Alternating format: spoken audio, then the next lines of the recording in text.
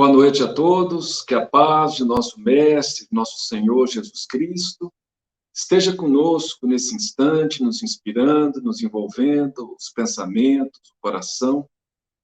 Vamos levar até Ele nossa gratidão por permitir que tenhamos acesso a essas informações históricas, a esses contos que a espiritualidade nos trouxe. Nós, como espíritas, temos o privilégio de conhecer, mas que esses contos sirvam para a nossa reforma íntima, para a nossa renovação moral, espiritual. Obrigado, mestre e amigo, abençoe nosso lar, abençoe a todos nós, parentes, amigos, conhecidos, encarnados e desencarnados, e mesmo aqueles irmãos que ainda não se afinizam conosco, que sejam abençoados e assistidos pelo seu amor. Que a sua paz esteja presente em nossas vidas cada vez mais, agora e sempre. Que assim seja. Nós vamos, então, continuar a leitura, comentário, o estudo do livro Boa Nova, psicografia de Chico Xavier pelo espírito Humberto de Campos, nosso querido Humberto de Campos. E o capítulo de hoje é o capítulo 8, intitulado Bom Ânimo. O apóstolo Bartolomeu foi um dos mais dedicados discípulos do Cristo, desde os primeiros tempos de suas pregações junto ao Tiberíades. Então a gente vê que Bartolomeu, que era um dos 12, ele é muito pouco comentado na Bíblia, falado na Bíblia, né? Então a gente vê como é rica essa informação que Humberto de Campos nos traz. Detalhes sobre um discípulo que pouca gente conhece, pouca gente já ouviu falar até, né? Todas as suas possibilidades eram empregadas em acompanhar o mestre na sua tarefa divina. Então, veja, ele era muito dedicado, era um dos mais dedicados, né? Entretanto, Bartolomeu era triste. E vezes inúmeras, o Senhor o surpreendia em meditações profundas e dolorosas. Então, ele acompanhava Jesus, mas era triste. Era aquela pessoa melancólica, né? Que às vezes ficava em meditações, pensando, né? E Jesus observava isso. Foi talvez por isso que, uma noite, enquanto Simão Pedro e sua família se entregavam a inadiáveis afazeres domésticos, Jesus aproveitava alguns instantes para lhe falar mais demoradamente ao coração. Então, Jesus se aproximou de Bartolomeu. Após uma interrogativa afetuosa e fraternal, Bartolomeu deixou falasse o seu espírito sensível. Mestre, exclamou timidamente, não saberia nunca explicar-vos o porquê de minhas tristezas amargurosas. Só sei dizer que o vosso evangelho me enche de esperanças para o reino de luz, que nos espera os corações além, nas alturas. Quando esclarecestes que o vosso reino não é deste mundo, experimentei uma nova coragem para atravessar as misérias do caminho da terra, pois aqui o selo do mal parece obscurecer as coisas mais puras. Por toda parte é o triunfo do crime, o jogo das ambições, a colheita dos desenganos. Então a gente vê que Bartolomeu tinha uma visão negativa da vida. Ele prestava muita atenção nas coisas ruins e deixava de prestar atenção nas coisas boas. Então, às vezes, é como acontece com a gente fica vendo noticiários ruins, crimes, problemas políticos, etc. Aquilo vai entristecendo, o mundo não tem jeito, o mundo é ruim, o mundo é problemático, e assim vai acontecendo. Então, Bartolomeu tinha, naquela época, claro, não tinha televisão, não tinha internet, não tinha rádio, mas mesmo assim, ele sempre observava o lado ruim das coisas e acabava se contaminando por isso, né? Se contaminando por essa visão negativa da vida. E é lógico que a vida tem problemas, mas nós temos que focar também nas coisas boas, né? para a gente não ficar nesse clima de pessimismo como Bartolomeu. A voz do apóstolo se tornara quase abafada pelas lágrimas. Ele estava sem esperanças, né? Ele pensava, né? O evangelho vai ser bom depois, né? Depois da morte, no mundo espiritual. Mas aqui a terra, tipo assim, não tem jeito, né? A voz do apóstolo se tornara quase abafada pelas lágrimas. Todavia, Jesus fitou brandamente e lhe falou com serenidade. A nossa doutrina, entretanto, é a do Evangelho, ou da Boa Nova. E já viste, Bartolomeu, uma boa notícia não produzir alegria? Fazes bem, conservando a tua esperança em face dos novos ensinamentos. Mas não quero senão acender o bom ânimo no espírito dos meus discípulos. Se já tive ocasião de ensinar que meu reino ainda não é deste mundo, isso não quer dizer que eu desdenhe o trabalho de estendê-lo um dia aos corações que morejam na terra. Achas então que eu teria vindo a este mundo sem essa certeza confortadora?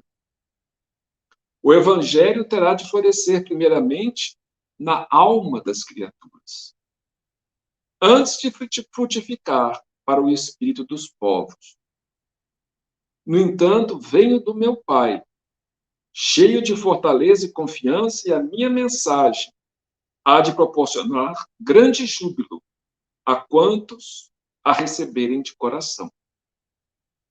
Então, Jesus disse a Bartolomeu que, claro, Bartolomeu faz bem em ter as expectativas dele, né, as esperanças para um reino futuro, né, um reino espiritual, mas ele também, Jesus, pretende estabelecer o reino dele aqui na Terra. Né? Ele não teria vindo até nós sem essa certeza. E para isso ele precisa conquistar o coração das pessoas, para depois frutificar entre os povos. Né? Então, é uma boa notícia, e muitos vão se alegrar com essa notícia. Né? Então, Jesus mostra que o evangelho não é somente para depois da morte, digamos assim, mas é também para essa vida, para melhorar essa vida que a gente vive. Né? E ele quer trazer o bom ânimo a todos os discípulos. Não o pessimismo, não a visão negativa. Depois de uma pausa, em que o discípulo contemplava, o mestre continuou. A vida terrestre é uma estrada prodigiosa, que conduz aos braços amorosos de Deus. O trabalho é a marcha. A luta comum é a caminhada de cada dia. Os instantes deliciosos da manhã e as horas noturnas de serenidade são os pontos de repouso. Mas ouve-me bem. Na atividade ou no descanso físico, a oportunidade de uma hora, de uma leve ação, de uma palavra humilde, é o convite de nosso Pai para que semeemos as suas bênçãos sacrossantas. Então, qualquer momento é o momento de semear as bênçãos divinas, né? Em qualquer parte que nós estejamos. Em geral, os homens abusam desse ensejo precioso para anteporem a sua vontade imperfeita aos desígnios superiores, perturbando a própria marcha.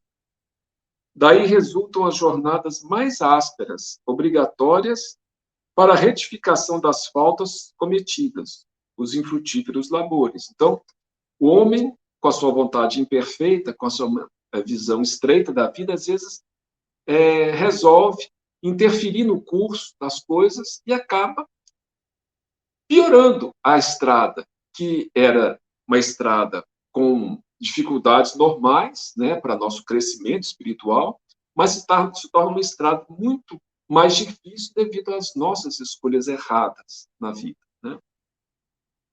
Em vista dessas razões, observamos que os viajores da Terra estão sempre desalentados. Na obcecação de sua vontade própria, ferem a fronte nas pedras da estrada.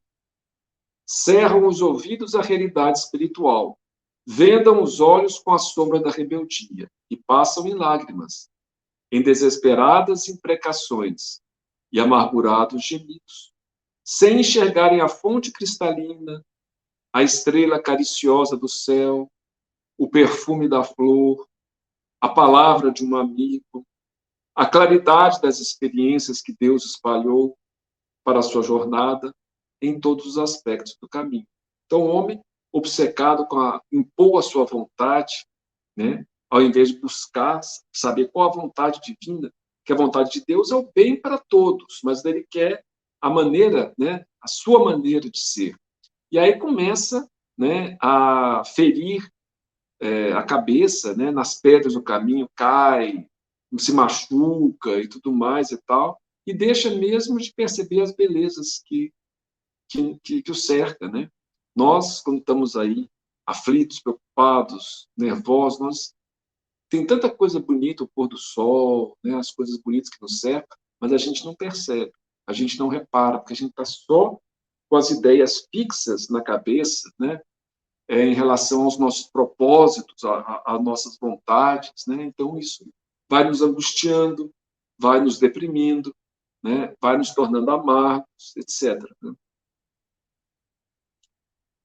Houve um pequeno intervalo nas considerações afetuosas, depois do que, sem mesmo perceber o alcance de suas palavras, Bartolomeu interrogou: Mestre, os vossos esclarecimentos dissipam meus pesares. Mas o Evangelho exige de nós a fortaleza permanente? A verdade não exige, disse Jesus. Transforma. O Evangelho não poderia reclamar status especiais de seus discípulos. Porém, é preciso considerar que a alegria, a coragem e a esperança devem ser traços constantes de suas atividades em cada dia. Alegria, coragem e esperança. Né? Esse deve ser o traço característico do cristão. Alegre, esperançoso, coragem para enfrentar as dificuldades, né? Por que não por que nos firmarmos no pesadelo de uma hora se conhecemos a realidade gloriosa da eternidade com nosso Pai? E quando os negócios do mundo nos são adversos? Perguntou Bartolomeu, né? E quando tudo parece em luta contra nós? Então, parece que o mundo está contra a gente, né? Dificuldades, lutas, tudo mais. Jesus, todavia, como se percebesse a finalidade de suas perguntas, esclareceu com bondade. Qual o melhor negócio do mundo, Bartolomeu? Será a aventura que se efetua a peso de ouro, muitas vezes amordaçando-se o coração e a consciência, para aumentar as preocupações da vida material? Ou a iluminação definitiva da alma para Deus, que se realiza tão só pela boa vontade do homem que deseje marchar para o seu amor por entre as luzes do caminho? Então, qual é o negócio mais importante? É juntar dinheiro, juntar riquezas, né? Ou a nossa iluminação íntima, definitiva para Deus, né? Que se realiza pela nossa boa vontade, pelo nosso propósito, pela nossa perseverança, né?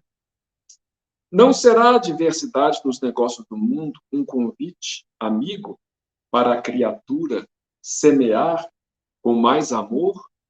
Um apelo indireto que arranque as ilusões da terra para as verdades do reino de Deus? Então, na perspectiva de Jesus, ele estava reclamando dos seus negócios, quando os negócios são diversos e tal. Mas será que isso não é uma advertência do alto para que a gente foque mais nas coisas espirituais, que são permanentes, do que nas coisas terrenas? Não que a gente abandone as coisas terrenas, mas às vezes a gente bota tanta atenção, tanto valor nas coisas terrenas e esquece que elas são transitórias, sempre serão. Enquanto as coisas espirituais, o processo de auto-iluminação é permanente, né? Bartolomeu guardou aquela resposta no coração. Não, todavia, sem experimentar certa estranheza. E logo lembrando-se de que sua mãe partira havia pouco tempo para a sombra do túmulo, interpelou ainda, ansioso. Então, ele lembrou que a mãe tinha desencarnado, né? E aí ele lembrou: Mestre, e não será justificável a tristeza quando perdemos um ente querido, um ente amado? Mas quem estará perdido? disse Jesus. Se Deus é o Pai de todos nós, se os que estão sepultados no lodo dos crimes hão de vislumbrar um dia a alvorada da redenção, se os criminosos um dia se redimirão, né? Eles que estão sepultados no crime, mortos, digamos assim, né? Espiritualmente falando, por que lamentarmos em desespero o amigo que partiu ao chamado do Todo-Poderoso? A morte do corpo abre as portas de um mundo novo para a alma. Ninguém fica verdadeiramente órfão sobre a terra, como nenhum ser está abandonado, porque tudo é de Deus e todos somos seus filhos. Eis porque todo discípulo do Evangelho tem de ser um semeador de paz e de alegria. Tudo pertence a Deus. Deus está sempre conosco. Então, sentindo essa presença, a gente tem que semear a paz e a alegria sempre, que deve brotar do nosso coração quando percebemos essa realidade espiritual. Embora não, aí Jesus entrou em silêncio, como se houvera terminado a sua exposição. E pois que a hora já ia adiantada, Bartolomeu se despediu. O olhar do mestre oferecia ao seu, naquela noite, uma luz mais doce e mais brilhante. Suas mãos lhe tocaram os ombros, levemente, deixando-lhe uma sensação salutar e desconhecida. Embora nascido em Caná da Galileia, Bartolomeu residia então em Dalmanuta, para onde se dirigiu, meditando gravemente nas lições que havia recebido. A noite pareceu-lhe formosa como nunca. No alto, as estrelas se lhe afiguravam as luzes gloriosas do palácio de Deus, à espera das suas criaturas. Com hinos de alegria, as águas do Genezaré aos seus olhos estavam mais plácidas e felizes. Bartolomeu começou a recordar a razão de suas tristezas, mas, com surpresa, não mais as encontrou no coração. Lembrava-se de haver perdido a afetuosa mãe. Refletiu, porém, quanto aos desígnios da providência divina. Deus não lhe era pai e mãe nos céus? Recordou os contratempos da vida e ponderou que seus irmãos pelo sangue o aborreciam e caluniavam. Entretanto, Jesus não lhe era um irmão generoso e sincero? Passou em revista os insucessos materiais, dificuldades, os problemas materiais. Contudo, o que eram as suas pescarias ou a avareza dos negociantes de Betsaida e de Cafarnaum, comparados à luz do reino de Deus que ele trabalhava por edificar no coração? Chegou a casa pela madrugada. Ao longe, os primeiros clarões do sol lhe pareciam mensageiros ao conforto celestial. O canto das aves ecoava em seu espírito como notas harmoniosas de profunda alegria. O próprio mugido dos bois apresentava nova tonalidade aos seus ouvidos. Sua alma estava agora clara, o coração aliviado e feliz. Ao ranger os gonzos da porta, seus irmãos dirigiram-lhe impropérios, acusando-o de mau filho, de vagabundo e traidor da lei. Bartolomeu, porém, recordou o evangelho e sentiu que só ele tinha bastante alegria para dar a seus irmãos. Em vez de reagir asperamente, como de outras vezes, sorriu-lhes, com a bondade das explicações amigas. Então, ele sempre reagia quando os irmãos xingavam, falavam mal, mas dessa vez não. Ele pensou, só eu tenho as alegrias do evangelho dentro de mim, eles não têm. Então, sorriu-lhes, com a bondade e começou a explicar, Seu pai o acusou, igualmente escorraçando. O apóstolo, no entanto, achou natural. Seu pai não conhecia Jesus e ele o conhecia. Então, a gente vê alguém que, às vezes, está irritado, está com problema, a gente pensa, não, essa pessoa não conhece Jesus. Eu vou falar, mas não conhece intimamente. Mas quando a gente percebe o amor do Cristo, o amor de Deus, que nós estamos todos envolvidos, que estamos fazemos parte dessa comunidade, a gente começa a mudar o nosso ponto de vista. Não conseguindo esclarecê-los, nem os irmãos, nem o pai, né? Guardou os bens do silêncio e achou-se na posse de uma alegria nova. Então, não conseguiu esclarecer, ficou quieto. Que a gente tem essa mania de querer vencer a discussão, impor. Ele olhou e falou, não tem jeito, eles não querem, por enquanto, eles não estão preparados, digamos assim. E se sentiu feliz com isso. Depois de repousar alguns momentos, tomou as suas redes velhas e demandou sua barca. Aí foi para sua barca, para pescar. Teve para todos os companheiros de serviço uma frase consoladora e amiga. O lago, como que estava mais acolhedor e mais belo. Seus camaradas de trabalho, mais dedicados e acessíveis. De tarde, não questionou com os comerciantes, enchendo-lhes, aliás, o espírito de boas palavras e de atitudes cativantes e educativas. Bartolomeu havia convertido todos os desalentos num cântico de alegria, ao sopro regenerador dos ensinamentos do Cristo. Todos observaram com admiração, exceto Jesus, que conhecia com júbilo a nova atitude mental de seu discípulo. Então, ele mudou a atitude mental, mudou a vida. Às vezes a gente quer que as coisas em volta da gente mudem, mas a gente mudando, a gente passa a ter um olhar diferente. Então, quando a gente atende o chamado de Jesus, busca, né, se sintonizar com o Mestre, a gente passa a enxergar a vida de uma outra forma. Parece que tudo mudou, embora por fora nada tenha mudado, mas nós mudamos por dentro, né? E às vezes tudo pode mudar por fora, mas nós vamos continuar tristes, rancorosos, com todos os problemas dentro de nós. No sábado seguinte, o mestre demandou as margens do lado, cercado de seus numerosos seguidores. Ali aglomeravam-se homens e mulheres do povo. Jesus começou a pregar a boa nova e, a certa altura, contou, conforme a narrativa de Mateus, que o reino dos céus é semelhante a um tesouro, que, oculto num campo, foi achado e escondido por um homem que, movido de gozo, vendeu tudo o que possuía e comprou aquele campo. Nesse instante, o olhar do mestre pousou sobre Bartolomeu, que o contemplava. A luz branda de seus olhos penetrou fundo no íntimo do apóstolo.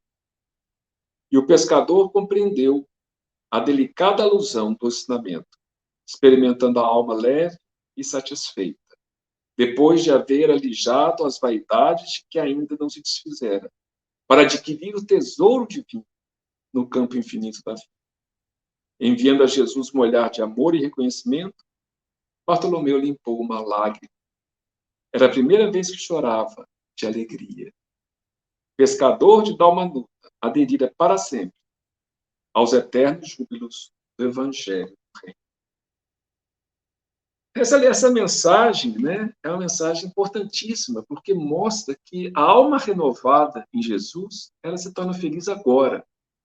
Muitos acreditam que não, nós seremos felizes no mundo espiritual. Sim, a nossa felicidade, se estivermos em sintonia com o bem, ela será ampliada, mas nós podemos nos tornar felizes agora mudando, fazendo uma renovação da nossa maneira de enxergar a vida.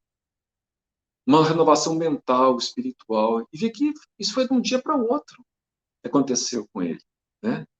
Ele guardava tristeza, via seu lado negativo, e de repente ele começou a ver que não, acabou a nova. É uma boa notícia para a gente ter bom ânimo, alegria, esperança.